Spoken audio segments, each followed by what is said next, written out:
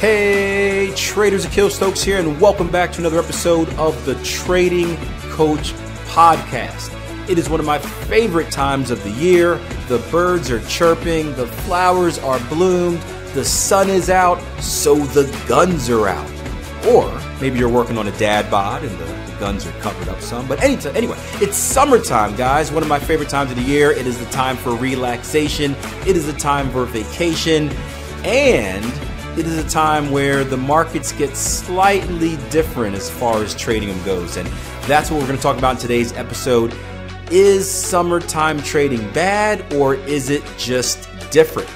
I'll let you know in about 5 seconds. 4, 3, 2, let's go. Summertime. Ooh, summertime. Right? You guys familiar with that song, right? Will Smith, the Fresh Prince of Bel-Air, right? I'm a Philly native, so that song was basically my song growing up. We always used to joke, you knew it was officially summer the first time the radio would play that song. And it's forever a cookout, a barbecue, just a summertime picnic anthem. And that's the topic of today's podcast, summertime. Just finished up with some dishes, right? Trying to do my fatherly duty and help out around the house. My wife, for you guys that haven't been following, she's pregnant with child number 2 on the way. We're due in August. It's May right now, so she's at that point where she's, I don't want to say large and in charge, but she needs to take a little bit more breaks than what she's used to. So I'm trying to do my part and make life easier. And I just came back to the computer. Getting ready to write kind of a self-reflection for today. I just started using Medium again, which is I don't know how known it is, but it's a written platform, and I'm trying to get back into the habit of journaling my thoughts after today. We'll see how long that lasts, but it's more from a personal perspective than something that I'm promoting or anything like that. But of course, if you're going to follow me on yet another platform, you can follow me over there. And I saw the question up on our Tier 1 chat browser asking about summer. And Richard, he said, Akil, I just closed it down so I can't quote it word for word, but he said, Akil, just curious about how summertime trading affects your equity curve. And that's a very good question. There's a well-known statement, a well-known, I guess, saying in trading, sell in May and go away. And what that means is essentially that your institutional traders, your big banks, your quote unquote professional traders, the big boys, right? The ones that are really doing the Wall Street thing, not us trading from home. Basically, summertime is when they start to enjoy the benefits of all of their hard work, right? Hopefully they had a good first half of the year. They've made some money, and summer is where they take those expensive Hamptons vacations and get away and just really de-stress. I was thinking about it this morning, and man, I chose probably the most stressful route through life. I know that I've looked at articles over the years. I think air traffic controllers are the most stressful job in the world, right? I couldn't imagine having the responsibility of people's lives like that in my hands. I'm sure president isn't easy as well, right? Look at pictures of Barack Obama when he came in and when he came out. He's a completely different person. Looks like someone threw a bag of flour on his head. But I'm looking at me, and I'm a professional trader, which is stressful. And really any job where I guess lots of a commission-based job, essentially, where your livelihood is based on your performance. Any performance-based job, right? If I don't perform in the markets, we don't eat. The mortgage doesn't get paid. If I don't perform as, even a trading coach, right, to a certain degree, right, we don't eat. We don't pay the mortgage. And aside from that, I'm also a track and field coach. Coaching is stressful as well, but I can certainly see why traders at these bigger institutions who are, 10, 20, 30, 100 times the amount of stress that I'm under, right? They're dealing with other people's money, right? When I managed money, this is one of the reasons I never want to go back into managing money, right? I was a mess. Every single day was like the end of the world. It was, I'm cool with losing my own money. I know that sounds bad, but I'm okay with losing my own money because I know I can make it back. When I was dealing with, almost $500,000 worth of dollars, man, it was stressful because it wasn't mine, and I didn't want to have the responsibility of blowing it for someone else. But the point of that is, anyway, I can see why people need time away. And a lot of the time when we talk about summer trading, right? Summertime. Ooh, summertime. A lot of the time when we talk about summer trading, we assume that summer trading is bad. And I used to say the same thing. I used to say the summer is bad. All you do is bleed money over the summer. And now that I have kind of more experience in the market, I've been through my fair shares of summers now, just my fair share of economic conditions. It's not necessarily true. Summer is different. I would say that summer is slower, but it's not necessarily bad. I've had my bad summers. I remember, man, back in 2000, I don't even remember the year right now, maybe 2014, 2015, I took it was like a 60-day drawdown, 90-day drawdown where I wasn't necessarily losing money, but I couldn't make new equity highs to save my life. I was just kind of treading water. On the other hand, last summer was fantastic, right? Last summer, I think I went from like April to like September on a hot streak, right? New equity highs every single month. So it's not necessarily bad. It's different. It's slower.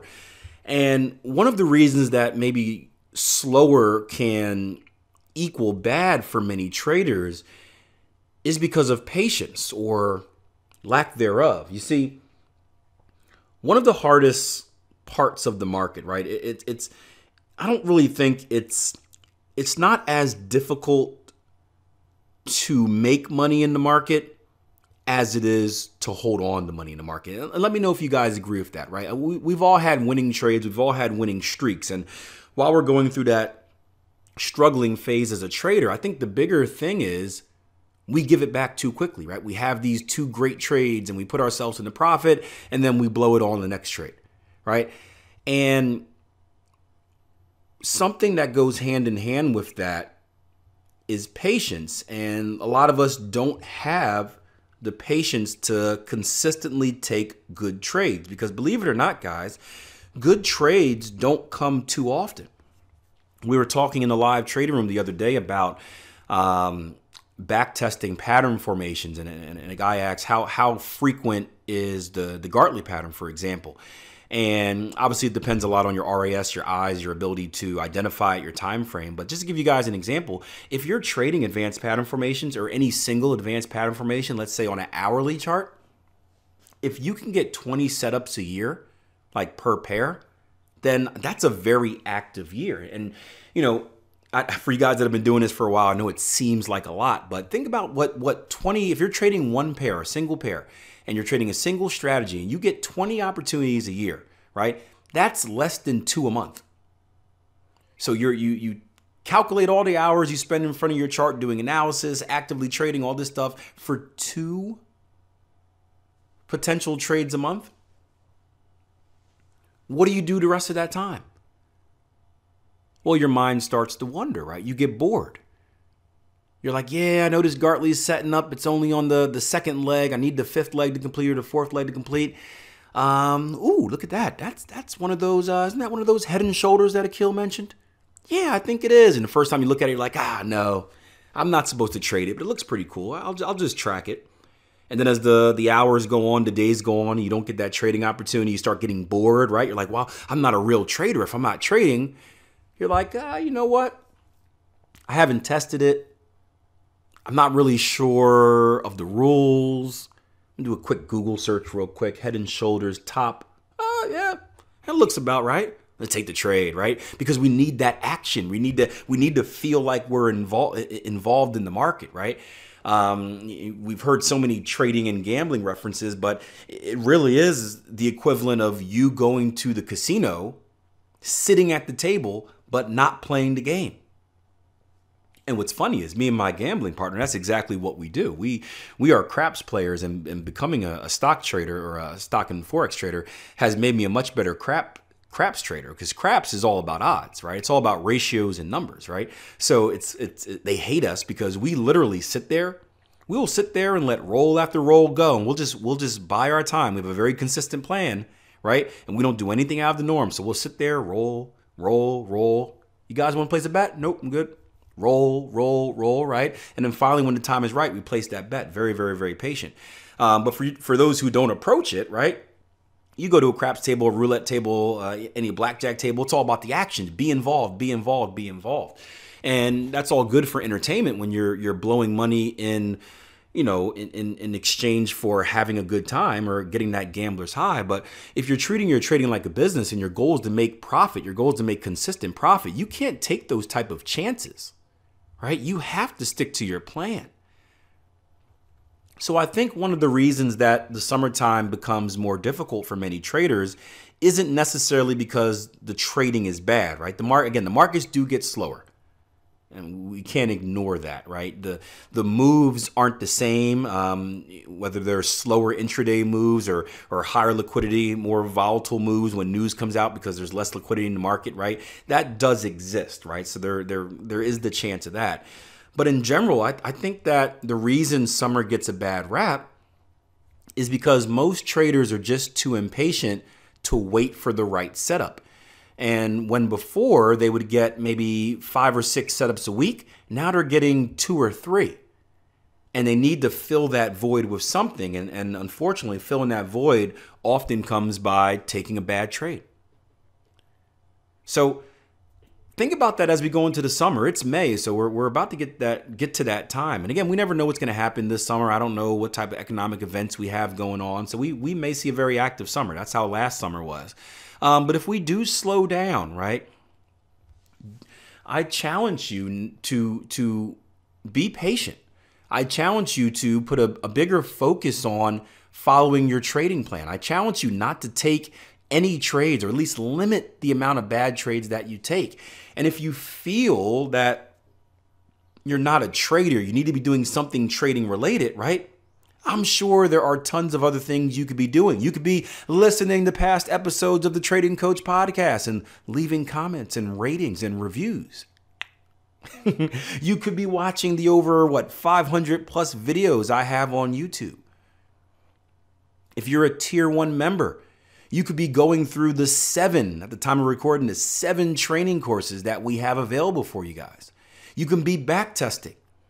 If you're not a tier 1 member, you could sign up for a 14-day trial, spend some time in the live room, spend time going through the emergence free training course, right? There's always something you could be doing to work on your trading, even if it's not actually trading. So take that time and trust me, maybe it's just me, but time is becoming more and more crucial the older I get. The more I do with the business, the more I do with my trading, the more my kid grows up.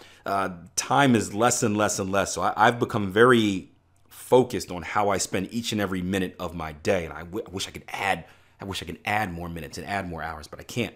But replace that time teasing yourself about trades that you can't be in. Replace it with something more beneficial. Replace it with another type of investment that if you focus June, July, August, 3 months on, it'll pay off in September. Summer often gets a bad rap when it really shouldn't. It's not necessarily bad, it's just different. And well, as a trader, we need to become accustomed with adjusting ourselves to different market conditions, whether that's season by season or whether it's year by year. And I think of it as a good training of preparing yourself to adapt to the market, because if you want to be an independent, consistently profitable trader over time, well, you better get used to it.